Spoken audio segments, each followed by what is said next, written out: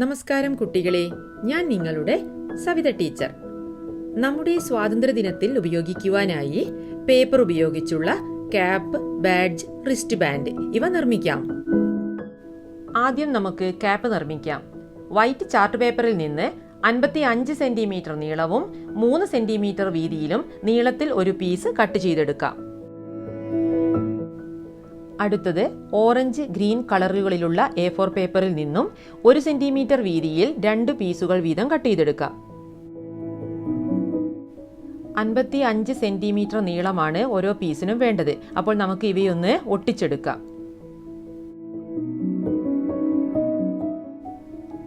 ഈ പീസുകളെല്ലാം ഈ നീളത്തിലുള്ള ചാർട്ട് പേപ്പറിന്റെ മുകളിൽ 2 വശങ്ങളിലായിട്ട് ഒട്ടിച്ചെടുക്കണം. കുറച്ച് ഗ്ലൂ പുരട്ടിയ ശേഷം 2 സൈഡിലായിട്ട് ഇങ്ങനെ നീളത്തിൽ വൃത്തിയായി ഒട്ടിച്ചെടുക്കാം.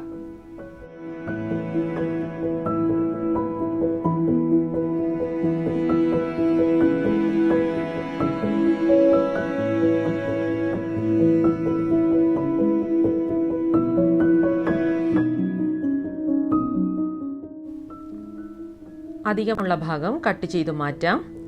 ഇപ്പോൾ നമ്മുടെ ക്യാപ്പിന്റെ ബെൽറ്റ് ഭാഗം റെഡിയായി. അതിൽ ഫിറ്റ് ചെയ്യാനായിട്ട് ചാർട്ട് പേപ്പറിൽ നിന്ന് തന്നെ 15 സെന്റിമീറ്റർ നീളവും 8 സെന്റിമീറ്റർ വീതിയിലും ഒരു പീസ് കട്ട് ചെയ്തെടുക്കാം.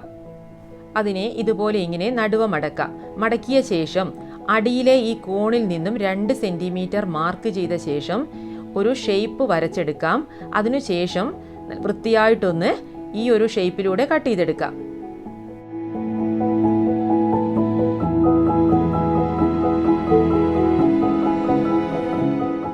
ശേഷം ഈ ഒരു പീസിനെ തന്നെ 3 സമഭാഗങ്ങളായിട്ട് ഭാഗിച്ചെടുക്കാം. 5 സെന്റിമീറ്ററിലുള്ള 3 ഭാഗങ്ങൾ നമുക്ക് ഇതുപോലെ വരച്ചെടുക്കാം. അതിനുശേഷം ഈ 2 ഭാഗങ്ങളിലും നമുക്ക് 2 പേപ്പറുകളും ഇതുപോലെ ഇങ്ങനെ ഒട്ടിച്ചെടുക്കണം. അപ്പോൾ അതൊന്ന് ആദ്യം ഇതുപോലെ മാർക്ക് ചെയ്ത് വരച്ചെടുത്ത ശേഷം നമുക്ക് കട്ട് ചെയ്തെടുക്കാം. അപ്പോൾ ഈ ഒരു കർവ് വരുന്ന ഭാഗത്ത് ഈ ഒരു വൈറ്റ് പീസിൽ നിന്നും ഒരു 1.5 സെന്റിമീറ്റർ എങ്കിലും അകലം വിട്ടിട്ട് വേണം കട്ട് ചെയ്തെടുക്കാൻ. ഇതുപോലെ നമുക്ക് ഓറഞ്ച് പേപ്പറിലും ഗ്രീൻ പേപ്പറിലും കട്ട് ചെയ്തെടുക്കണം. അവ ഇതുപോലെ വെച്ച് നമുക്ക് ഈ ഒരു ഷേപ്പിൽ കട്ട് ചെയ്തെടുക്കാം.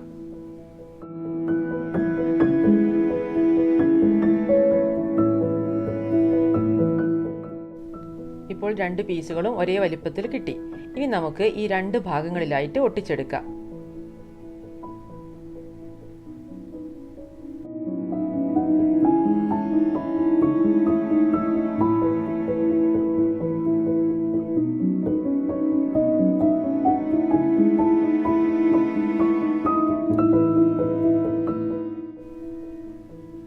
രണ്ട് പീസുകളും ഒട്ടിച്ചെടുത്തു. അതിൻ്റെ പുറകുവശം ഇങ്ങനെയാണ് ഉണ്ടാവുക. ഇനി നമുക്ക് ഈ അധികമായിട്ട് നിൽക്കുന്ന ഭാഗങ്ങളെല്ലാം ഇതിൻ്റെ പുറകിലേക്ക് ഒട്ടിച്ചെടുക്കണം. അതിനായി ചുളിവുകൾ വരാതെ ഒട്ടിക്കാനായി ഇതുപോലെ ഇങ്ങനെ കട്ട് ചെയ്തിട്ട് കൊടുക്കുക. ആദ്യം ഇങ്ങനെ കട്ട് ചെയ്തതിന് ശേഷം നമുക്ക് ഇത് ഈ ഒരു പുറകുവശത്തേക്ക് ഒട്ടിച്ചെടുക്കാം.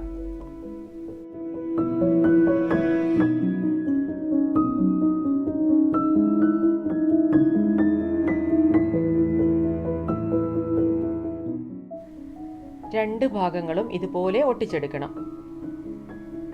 അതിനുശേഷം സെന്ററിൽ ഇങ്ങനെ 3 സെന്റിമീറ്റർ മാർക്ക് ചെയ്യുക. എന്നിട്ട് 2 കോണിലേക്കും ഇങ്ങനെ ഒന്ന് ഷേപ്പ് ചെയ്ത് വരച്ചു കൊടുക്കാം. പിന്നീട് ഇതുപോലെ ഇങ്ങനെ അടുത്തടുത്തായി കട്ട് ചെയ്ത് വെക്കണം. ഇങ്ങനെ കട്ട് ചെയ്ത് വെക്കുന്നത് നേരത്തെ ഉണ്ടാക്കി വെച്ച ബാൻഡിൽ ഫിറ്റ് ചെയ്യുമ്പോൾ ചുളിവുകൾ വരാതിരിക്കാൻ വേണ്ടിയിട്ടാണ്. ഈ വരച്ച എല്ലാ ഭാഗത്തും ഇതുപോലെ ഇങ്ങനെ കട്ട് ചെയ്ത് വെക്കാം. ഇനി നമുക്ക് ഈ ഒരു ബാൻഡ് എടുക്കാം. ബാൻഡിൻ്റെ സെൻറ്റർ ഒന്ന് മാർക്ക് ചെയ്തെടുക്കാം. അതിനുശേഷം ഈ ഒരു ക്യാപ്പിൻ്റെ ഭാഗം ഇതിൻ്റെ മുകളിലേക്ക് ഇങ്ങനെ ഇതുപോലെ ഇങ്ങനെ ഒട്ടിച്ചെടുക്കണം.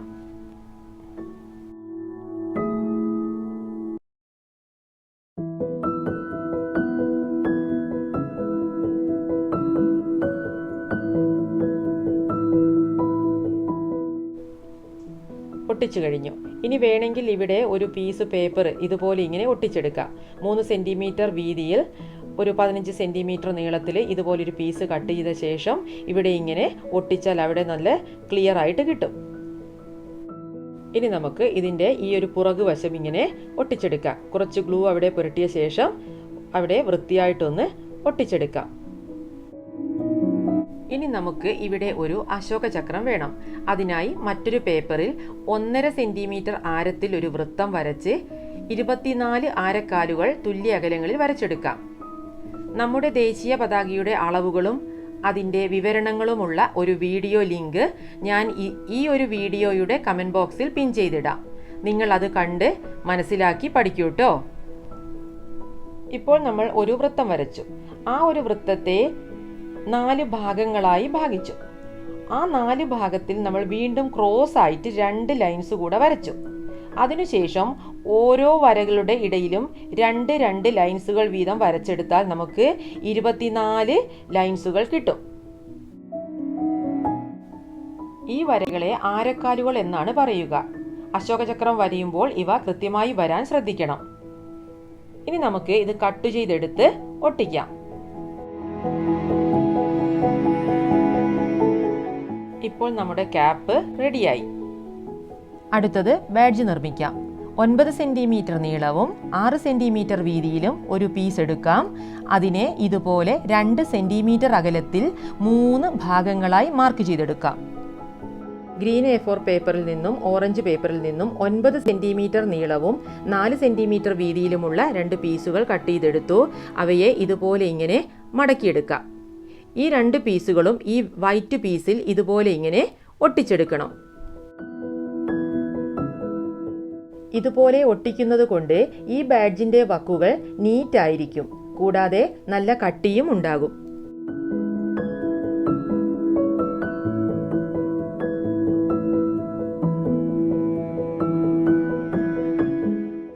അടുത്തത് ഇതിന്റെ സെന്ററിൽ നമുക്ക് ഒരു അശോക ചക്രം വരച്ചെടുക്കണം. അതിനായി കോമ്പസിൽ 8 മില്ലിമീറ്റർ അഡ്ജസ്റ്റ് ചെയ്തെടുത്ത ശേഷം സെന്ററിൽ ഒരു വൃത്തം വരച്ചെടുക്കാം. അതിനുശേഷം ബ്ലൂ കളറിലുള്ള പെന്നുപയോഗിച്ച് വൃത്തത്തിൽ 24 ആരക്കാലുകൾ കൃത്യമായി വരച്ചെടുക്കാം. അടുത്തതായി ഒരു സേഫ്റ്റി പിൻ എടുത്ത് ബാഡ്ജിന്റെ പുറകിൽ ഒട്ടിക്കണം.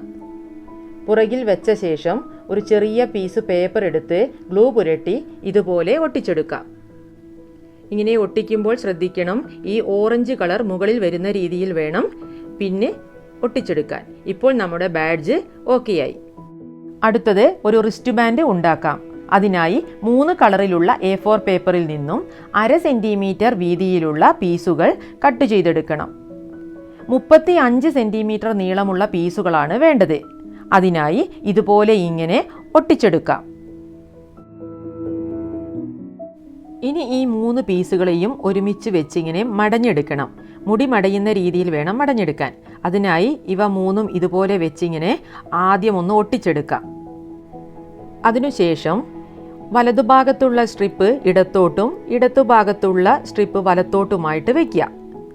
അതിനുശേഷം സെൻറ്ററിലുള്ള ഈ വൈറ്റ് പീസ് തിരിച്ചു മടക്കുമ്പോൾ അല്പം മുകളിലേക്ക് വളച്ചു വെച്ചിട്ട് നടുവിലേക്ക് എടുക്കണം. അപ്പോൾ അവിടെ ഒരു തള്ളി നിൽക്കുന്നതായിട്ട് കാണും. അപ്പോൾ അത് കുഴപ്പമില്ല, നമ്മൾ ലാസ്റ്റ് അത് തിരിച്ച് ഒട്ടിക്കുന്ന സമയത്ത് അത് കാണില്ല. അപ്പോൾ ഇതുപോലെ ഇങ്ങനെ വലത്തു നിന്ന് ഇടത്തോട്ടും ഇടത്തു നിന്ന് വലത്തോട്ടുമായിട്ട് ഒരേ അകലത്തിൽ വെച്ചിട്ട് മടഞ്ഞെടുക്കാം.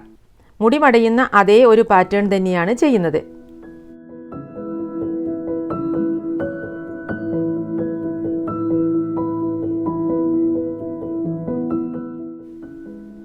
മെടഞ്ഞു കഴിഞ്ഞാൽ ലാസ്റ്റ് നമുക്ക് ഈ 3 സ്ട്രിപ്പുകളും ഒട്ടിക്കണം.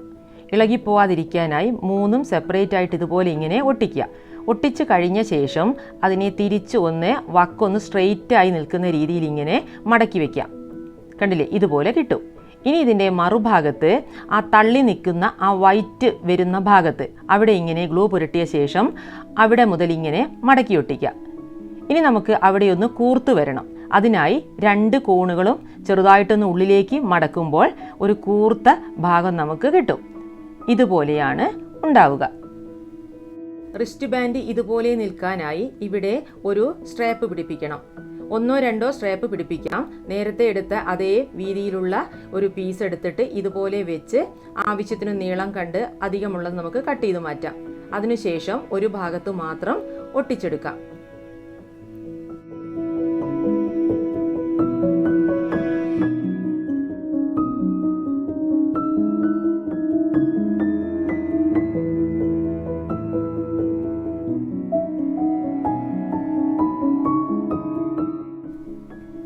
അതിനുശേഷം റിസ്റ്റ് ബാൻഡിൻ്റെ ഈ കൂർത്ത ഭാഗം ഈ ഒരു സ്ട്രാപ്പിനകത്തുകൂടെ ഇങ്ങനെ കോർത്ത് വെക്കാം. അപ്പോൾ നമ്മുടെ റിസ്റ്റ് ബാൻഡും ഓക്കെ ആയി. ഇതാണ് നമ്മുടെ independence day cap, badge, wrist band. August 15-ന് നിങ്ങൾ എല്ലാവരും ഇത് ഉണ്ടാക്കി ഉപയോഗിക്കൂ കേട്ടോ. Okay, thank U.